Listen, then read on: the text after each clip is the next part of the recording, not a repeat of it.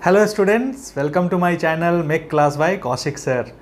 तो आज का जो हमारा लेक्चर है ये लेक्चर नंबर 3 है। चूँकि आप देख रहे होंगे यूनिट 2 हम लोग कवर कर रहे हैं और ये लेक्चर नंबर 3 है। इसमें हम लोग इक्विलिब्रियम के बारे में पढ़ रहे हैं। तो टॉपिक जो है आज का हम लोग का वो है एनालाइजिंग द इक्विलिब्रियम, यानी कि इक्विलिब्रियम का आकलन किस तरह से हम लोग करेंगे। इक्विलिब्रियम यानी कि संतुलन, जैसा कि मैंने आपको पिछले लेक्चर्स में भी बताया है कि संतुलन जो है शब्द आप बहुत ही फैमिलियर होंगे, इससे बहुत ही वाकिफ़ होंगे, आए दिन आपके कान में आता होगा ये शब्द संतुलन। बैलेंस बहुत ज़रूरी है। फोर्सेस के टर्म में जब भी हम लोग इक्विलिब्रियम की बात करते हैं तो हम लोग हमेशा उस फोर्स की तरफ ज़्यादा ध्यान देते हैं जो फोर्स हमें इक्विलिब्रियम पोजीशन में लेकर के आता है। ठीक है। इक्विलिब्रियम को यदि आपको एनालाइज करना है तो कितने तरह से हम लोग कर सकते हैं। बहुत सारे मेथड्स हैं, there are a lots of methods, but हमारे पास जो दो बेसिक मेथड्स हैं वो है, फर्स्ट मेथड हमारा है एनालिटिकल मेथड,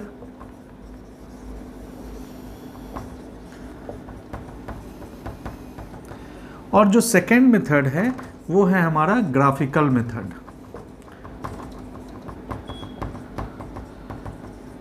ठीक है, एक है एनालिटिकल, दूसरा है हमारा ग्राफिकल मेथड। इन दोनों मेथड्स से हम लोग जो है इक्विलिब्रियम को एनालाइज कर सकते हैं, उसकी पढ़ाई हम लोग आसानी से कर सकते हैं। फर्स्ट वाला जो मेथड है हमारा एनालिटिकल मेथड, वो हम लोग समझने वाले हैं। ग्राफिकल मेथड में अगले लेक्चर में या एक दो लेक्चर के बाद में ग्राफिकल भी समझाऊंगा, क्योंकि ये भी बहुत ज़्यादा ज़रूरी है, इंपॉर्टेंट कॉन्सेप्ट है। एनालिटिकल मेथड में जो हमारे पास एक थ्योरम है, एक बहुत ही इंपॉर्टेंट थ्योरम है जिसको हम लोग बोलते हैं लामिस थ्योरम। इसको हम लोग क्या बोलते हैं? लामिस थ्योरम। ठीक है, तो इसके बारे में हम लोगों को पढ़ना है। आपके ग्राफिकल मेथड में ग्राफ्स के थ्रू या फिर स्केल और जो भी आपके सेट स्क्वायर हैं वो सारी चीज़ों की मदद से हम लोग ग्राफ खींच करके, और पहले भी हम लोगों ने देखा है law of triangle of forces और law of polygon of forces में हम लोगों ने किस तरह से ग्राफ के थ्रू हम लोगों ने फोर्स को डिटरमाइन किया है, फोर्स का कैलकुलेशन किया है बिना किसी फॉर्मूले के। तो उसी तरह का हमारा ग्राफिकल मेथड भी होगा। इसमें हम लोग कन्वर्स पढ़ेंगे। इसका भी दो प्रकार है, इसमें है converse of law of triangle of forces और दूसरा है converse of law of polygon of forces. ठीक है, ये दोनों लॉज जो हैं आपके बहुत ही इंपॉर्टेंट हैं आपके ग्राफिकल मेथड को समझने के लिए। तो उसका जो कन्वर्स फॉर्म होगा उसको हम लोग इसमें देखेंगे। तो ये क्या क्या होंगी सारी चीज़ें, उसको हम लोग ग्राफिकल मेथड के लेक्चर में देखेंगे। अभी हम लोग एनालिटिकल मेथड में आते हैं जिसमें कुछ फार्मूला डिटरमाइन किया गया है, और एनालिटिकल मेथड में हम लोग क्या करते हैं, फार्मूलेज और बहुत सारे कैलकुलेशंस के थ्रू हम लोग जो है फोर्स को फाइंड आउट करते हैं। ठीक है, ये जो है एनालिटिकल मेथड, उसमें हम लोगों को पढ़ना है लामिस थ्योरम। अब ये लामिस थ्योरम क्या बोलता है, पहले हम लोग उसके स्टेटमेंट को देखते हैं फिर उसको समझेंगे। ठीक है, ये हमारा एनालिटिकल मेथड है एनालाइजिंग इक्विलिब्रियम का। एनालिटिकल मेथड में हम लोगों को लामिस थ्योरम के बारे में पढ़ना है। तो उसका स्टेटमेंट क्या बोलता है, देखिए बहुत ही सिंपल सा स्टेटमेंट है, और इस स्टेटमेंट को पढ़ते पढ़ते मैं क्या करूँगा, डायग्राम ड्रॉ करूँगा और फॉर्मूला लिखूँगा। ठीक है, बहुत सिंपल सा है, आप इसमें बिल्कुल सिंपली समझ सकते हैं। कितने फोर्स के बारे में है, तो क्या बोला, सबसे पहले देखेंगे दिस थ्योरम स्टेट्स दैट। कैसे स्टार्ट करते हैं कि ये थ्योरम क्या बोलता है, states that comma semi column start. ठीक है, इफ 3 कोप्लानर फोर्सेस, ये किन फोर्सेस के बारे में होगा, तो कोप्लानर फोर्सेस। कोप्लानर के बारे में मैंने बताया था, कोप्लानर फोर्सेस हम लोग उन फोर्सेस को बोलते हैं जो एक ही प्लेन में हो, यानी एक्स वाई प्लेन में हो, वाई जेड प्लेन में हो, जेड एक्स प्लेन में हो, बट वो एक ही प्लेन में हो। एक पेपर पे यदि आप कुछ ड्रॉ करते हैं, एक बोर्ड पे आप कुछ ड्रॉ करते हैं, वो सारे फोर्सेस, वो सारे लाइंस, वो सारे अक्षर सभी कोप्लानर होते हैं, एक प्लेन में होते हैं। ठीक है, तो उन कोप्लानर फोर्सेस के बारे में बोला गया है कि यदि 3 कोप्लानर फोर्सेस क्या कर रहे हो, एक्टिंग एट अ पॉइंट, क्या बोल रहे हैं, तीनों कोप्लानर फोर्सेस जो है किसी पॉइंट पे एक्ट कर रहे हैं। तो मैं यहाँ बना देता हूँ 3 कोप्लानर फोर्सेस को। ये एक भैया ऐसे हो गया, ये एक ऐसे हो गया और ये एक ऐसे हो गया, ठीक है। और इनका डायरेक्शन भी दे देता हूं मैं, एक इधर जा रहा है, एक इधर जा रहा है और एक इधर जा रहा है। इसको नाम दे देते हैं P फोर्स, इसको नाम दे देते हैं Q और इसको नाम दे देते हैं R, ठीक है। अभी मैंने ऐसे ही 3 फोर्स बना दिया है जैसा कि स्टेटमेंट बोल रहा था। अब ये क्या बोल रहा है, आर इन इक्विलिब्रियम, यानी ये तीनों फोर्स जो है एक पॉइंट पे मिल रहे हैं और ये तीनों क्या हैं, इक्विलिब्रियम में है, यानी कि क्या है, संतुलन में है, ठीक है, संतुलन के नियमों का पालन कर रहे हैं। तो कहने का मतलब क्या है, अगर कोई ऑब्जेक्ट यहाँ पे रखा हुआ है, देखिएगा समझिएगा संतुलन का क्या मतलब है। कोई ऑब्जेक्ट यहाँ पे यदि रखा हुआ है तो फोर्स इधर लग रहा है, इधर लग रहा है, तो इन दोनों फोर्सेस के वजह से हो सकता था ऑब्जेक्ट ऊपर की ओर जाता, बट नहीं, उसको एक बैलेंस फोर्स नीचे की ओर खींच रहा है, तो वो अपनी जगह पे ही स्थिर है। समझ रहे हैं बात को, कि इक्विलिब्रियम का मतलब क्या हुआ कि तीनों फोर्स मिल करके इस बॉडी को जो है रेस्ट पोजीशन में ही रखे हुए हैं, ठीक है, कोई मोशन नहीं दे रहे हैं, ये बिल्कुल रेस्ट में ही है। तो ये तीनों फोर्स क्या हो गए, इक्विलिब्रियम में हो गए, ठीक है। इनकी अवस्था नहीं बदल रही है, ये बिल्कुल संतुलन में है, तो ये इक्विलिब्रियम में, समझ गए। ये तीनों फोर्स जो है वो आपके इक्विलिब्रियम में है। मैं इसका नाम दे देता हूं, इस पॉइंट का नाम हो जाएगा O, इस पॉइंट का नाम क्या हो जाएगा, O, ठीक है। पॉइंट हो गया O और P Q R जो है वो तीनों फोर्स हो गए। आगे देखते हैं क्या बोल रहा है, देन ईच फोर्स, हर एक फोर्स, क्या बोल रहा है कि हर एक फोर्स जो होगा विल बी प्रोपोर्शनल, किसके होगा, तो प्रोपोर्शनल होगा, किसके, to the sine of the angle between opposite two forces. अब देखिए यहाँ पे इसने क्या बात बोल दिया कि हर एक फोर्स जो होगा इसके बीच का यदि हम कुछ एंगल ड्रॉ कर लेते हैं, मान लीजिए ये एंगल हम लोग ले लेते हैं अल्फा, ये पॉइंट O ही रहेगा, मैं अभी इधर लिख देता हूँ O को, ये अल्फा हो गया। इस एंगल को ले लेते हैं हम लोग बीटा, ये तीनों फोर्स जो मिला के बना रहे थे, और इस एंगल को ले लेते हैं हम लोग gamma, alpha beta and gamma, ये 3 एंगल हो गया, ठीक है। तो ये तीनों एंगल मिला करके कितना होगा, 360 डिग्री होगा। जबकि आप देख रहे हैं यहाँ अल्फा का कुछ एंगल हो सकता है, बीटा का कुछ भी हो सकता है, गामा का कुछ भी हो सकता है, पर ये तीनों मिला करके कितने होंगे, तीनों को यदि जोड़ेंगे तो तीनों मिला के आपको 360 डिग्री का एंगल निकलेगा। पर अभी हम लोगों को पता नहीं है कि इसके बीच का एंगल क्या है, ठीक है। तो ये क्या बोल रहा है कि अगर आपको पता करना है ये सारे टर्म्स, यानी P Q R क्या होता है, कितना आएगा वैल्यू, या अल्फा बीटा गामा का वैल्यू कितना आएगा, तो उसके लिए लामीज थ्योरम के थ्रू हम लोग एक फॉर्मूला निकाल सकते हैं। क्योंकि हमको पता है कि ये इक्विलिब्रियम में है, ये बिल्कुल संतुलन है, संतुलन में है ये तीनों फोर्स। तो क्या बोल रहा है, यहाँ तक तो समझ में आया कि इक्विलिब्रियम में है। अब उसके बाद क्या फॉर्मूला निकलेगा, तो बोल रहा है देन ईच फोर्स, तो हर एक फोर्स को अलग अलग ले लेते हैं, क्या ले लेते हैं, P, यहाँ ले लेते हैं Q और यहाँ ले लेते हैं R, ठीक है, अलग अलग ले लिए। फॉर्मूला लिखने का तरीका देखिए कितना आसान सा तरीका है। Each force will be proportional to, proportional होगा यानी इसके नीचे में कुछ टर्म होगा, ये जो है न्यूमरेटर में है और इसके नीचे आ जाएगा डिनोमिनेटर, तो प्रोपोर्शनल में होगा तो इक्वल टू का साइन भी आपको लगाना होगा, ठीक है। यानी P अपॉन कुछ होगा, Q अपॉन कुछ होगा और R अपॉन कुछ होगा। क्या बोल रहा है, proportional to the sine of the angle. सबसे पहले साइन ऑफ द एंगल है तो यहां आप लिख दीजिए साइन, ठीक है, तीनों में हमने साइन लिख दिया। Sine of the angle between opposite two force, क्या बोल रहा है, हर एक फोर्स जो है प्रोपोर्शनल होगा sine of the angle between opposite two force. तो P जो है प्रोपोर्शनल होगा sine of the angle between opposite two force. तो P के अपोजिट दो फोर्स कौन है, Q और R है, तो P के अपोजिट हो गया Q और R, और Q और R के बीच का एंगल क्या है, अल्फा। तो यहां फटाक से हम क्या लिख देंगे, अल्फा, ठीक है, सिंपल है। अब आ जाएंगे हम लोग Q पे। Q को छोड़ के, Q के अपोजिट कौन सा फोर्स है, मतलब Q को छोड़ देंगे तो बचेगा P और R। P और R के बीच का एंगल क्या है, बीटा, यहां पे लिख देंगे हम लोग बीटा, ठीक है, सिंपल है। और फिर R को चुनेंगे, R के अपोजिट का एंगल क्या है, तो P और Q है, फोर्स है, R के अपोजिट P और Q फोर्स है, तो इसके बीच का एंगल क्या है, गामा, तो यहां लिख देंगे गामा। ये आपका तैयार हो गया मैथमेटिकली लामीज थ्योरम।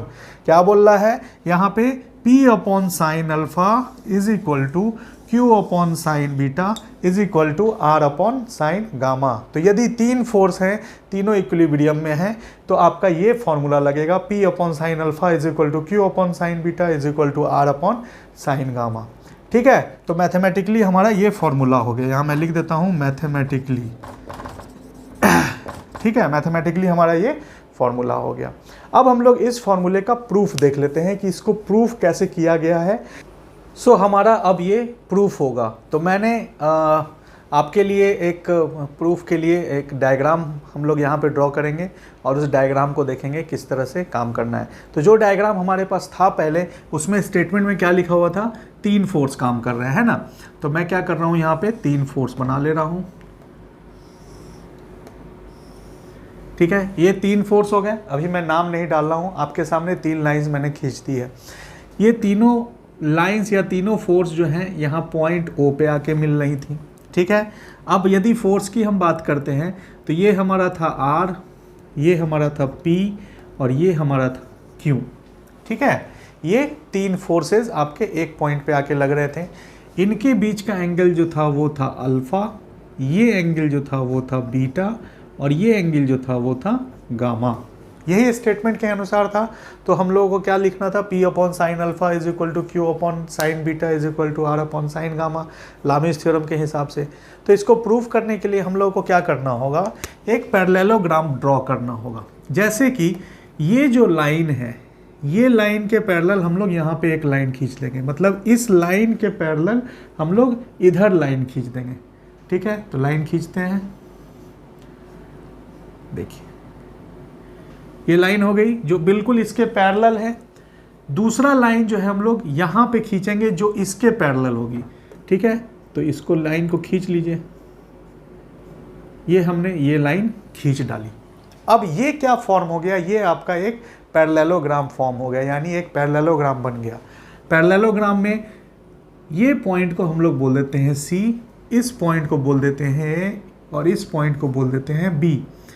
यानी कि हमारे पास जो पैरेललोग्राम ड्रॉ हुआ है वो है O, A, C और B। चार साइड्स हैं, कौन कौन है, O, A, C, B। ठीक है, OACB पैरेललोग्राम हम लोगों ने ड्रॉ कर दिया है। अब क्या करेंगे, इस लाइन को हम लोग एक्सटेंड करके यहां से मिलाएंगे। ठीक है, ये हमारा गामा था, इस लाइन को हमने यहाँ पे इस तरह से मिला दिया है। बस इस लाइन को मिला दिया है। इसको प्रूफ करने के लिए हम लोगों को एक्सटेंशन ऐसा ड्रॉ करना है। तो आपको क्या दिख रहा है कि ये हमारा पैरेललोग्राम जैसा कुछ लग रहा है। पैरेललोग्राम लॉ जो था वो हम लोगों को क्या बोलता था कि अगर दो एडजेसेंट साइड्स पे आपके दो फोर्सेस लगे हुए हैं तो रिजल्टेंट जो होगा वो डायगोनल से रिप्रेजेंट करेंगे, जो डायगोनल आपके उस दोनों के इंटरसेक्शन पे हो करके जा रहा हो। ठीक है, तो कुछ ऐसा ही सिनेरियो बनेगा, बट उससे पहले हम लोग कुछ बेसिक चीज़ों को समझेंगे। तो बेसिक चीज़ों को क्या समझना है, कहना ये है कि अगर हम लोग किसी एक ट्रायंगल के बारे में बात करते हैं, यानी A, O और C, कौन सा ट्रायंगल है, A, O और C। यहाँ पे मैं लिख देता हूँ इन ट्रायंगल AOC। ठीक है, AOC ट्रायंगल में तीनों जो एंगल है, यानी ये एंगल और ये एंगल, ये वाला जो है, ये गामा नहीं, गामा तो यहाँ से यहाँ तक है, ये वाला एंगल, ये तीनों एंगल मिला के कितना होगा, 180 डिग्री होगा। तो मैं यहाँ पे उन तीनों एंगल्स को लिख देता हूँ। क्या क्या लिखा हुआ है, angle ACO plus angle AOC plus angle CAO is equal to कितना होगा, 180 डिग्री। ट्रायंगल में तो यही होता है, तीनों एंगल मिला के 180 डिग्री होता है। ठीक है, बारीकी से समझते चलिए, सारी चीज़ें क्लियर हो जाएंगी। तो अब इन एंगल्स का वैल्यू हम लोगों को लिखना है। क्या लिखना है, इन एंगल्स का वैल्यू। तो इन एंगल्स का वैल्यू लिखने के लिए सबसे पहले हम लोग कुछ बेसिक चीज़ों को समझेंगे। क्या क्या बेसिक चीज़ें हैं कि एक लाइन यदि है, मान लीजिए कि एक लाइन है, तो उस लाइन पे जो पूरा एंगल होता है वो कितना होता है, 180 डिग्री का। ये होता है 180 डिग्री का। तो इस लाइन पे यदि कोई और लाइन इसके बीच से खींच के आएगा तो इसके वजह से एंगल जो है वो डिवाइड हो जाएगा, यानी जितना भी एंगल ये होगा वो 180 में से घट जाएगा, तब जाकर के हमको ये वाला एंगल मिलेगा। समझ रहे हैं ना बात को? तो लेकिन टोटल एंगल जो होगा एक लाइन के ऊपर वो कितना होगा, 180 डिग्री का। तो वही कॉन्सेप्ट हम लोग यहाँ पे यूज़ करने वाले हैं। कैसे यूज़ करेंगे? तो ये जो एंगल है, देखिए ये वाला जो एंगल हमको निकालना है, इस एंगल को निकालने के लिए हम लोग क्या करेंगे, हमें पता है कि यहाँ से लेकर के यहाँ तक टोटल कितना होता है, 180 होता है इस लाइन कॉन्सेप्ट के हिसाब से। तो 180 में से यदि हम बीटा को घटा देते हैं तो हमको ये वाला एंगल मिल जाएगा, यानी AOC मिल सकता है।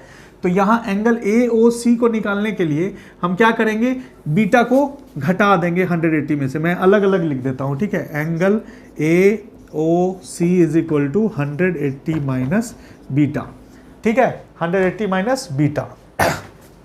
चलिए इसको थोड़ा सा मिटा देते हैं।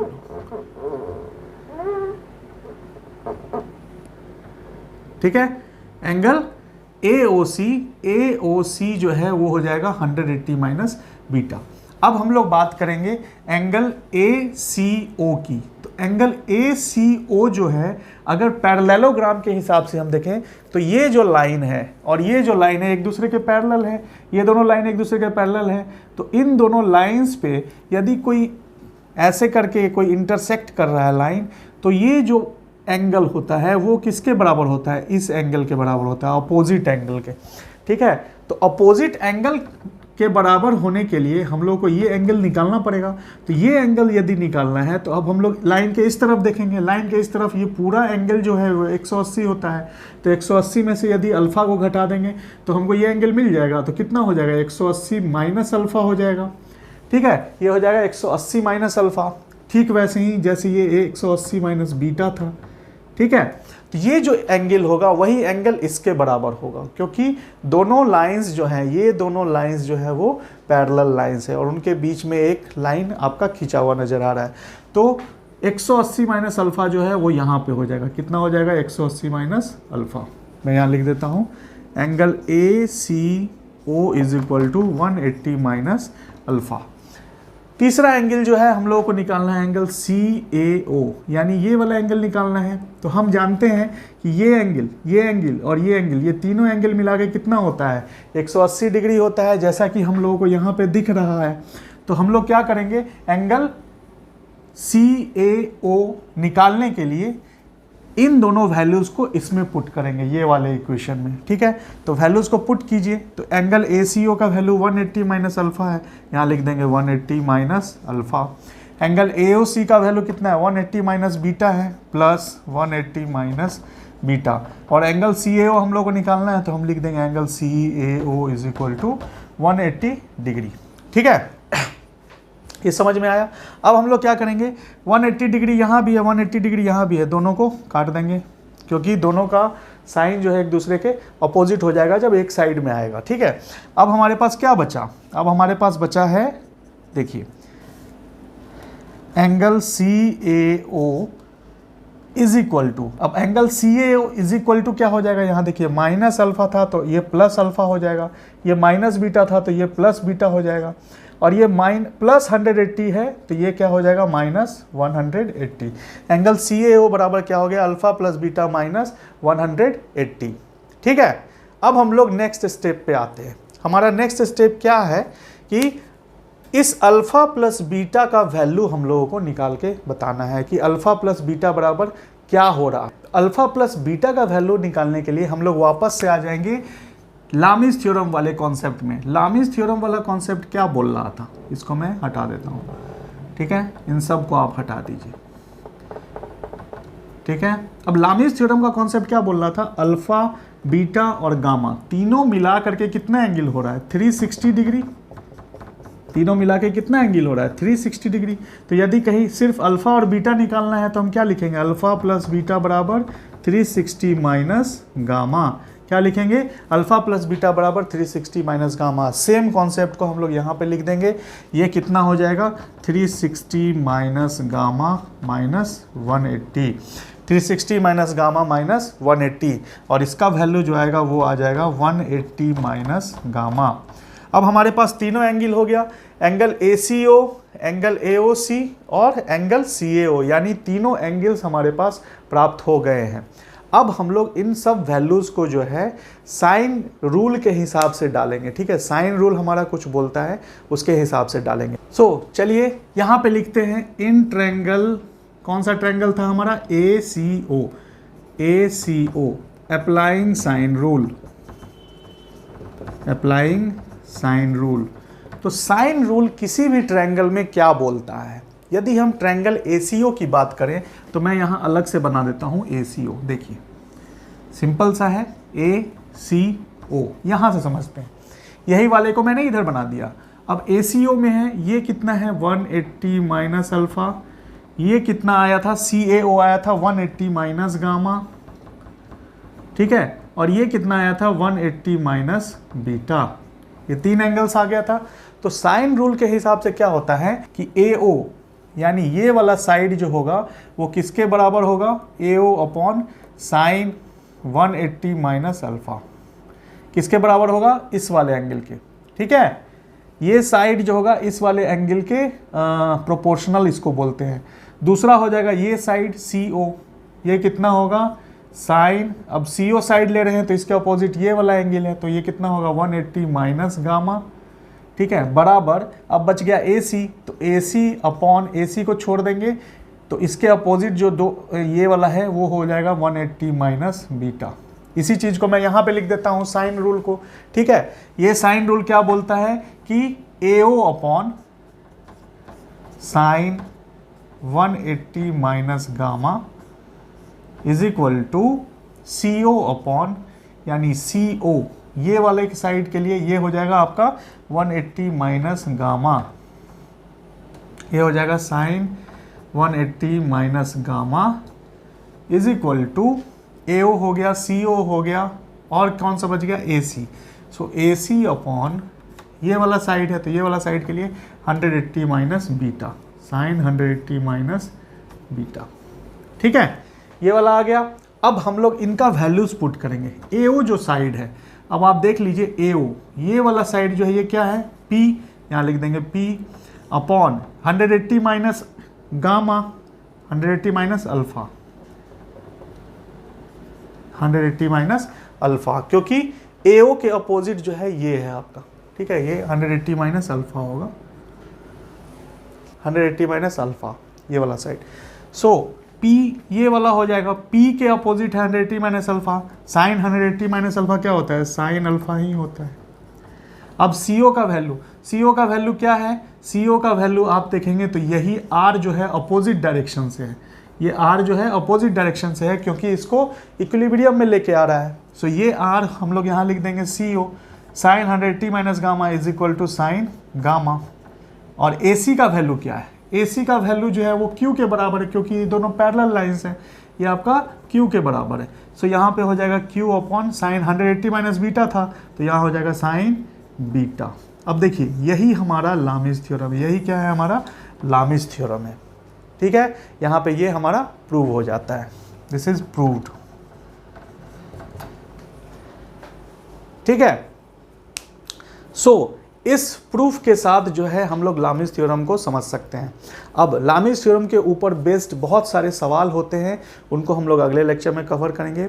इस लेक्चर में इतना ही रहेगा, इसको मैं ज़्यादा लंबा नहीं खींचना चाहता। इसमें स्टेटमेंट और प्रूफ, एक्सप्लेनेशन एंड प्रूफ मैंने दे दिया है, आप इसको अच्छे से ध्यान से देखेंगे तो आपको समझ में आएगा, ठीक है। मिलते हैं अगले क्लास में कुछ नए क्वेश्चंस के साथ, कुछ लामिस थ्योरम के ऊपर बेस्ड क्वेश्चन के साथ। तब तक के लिए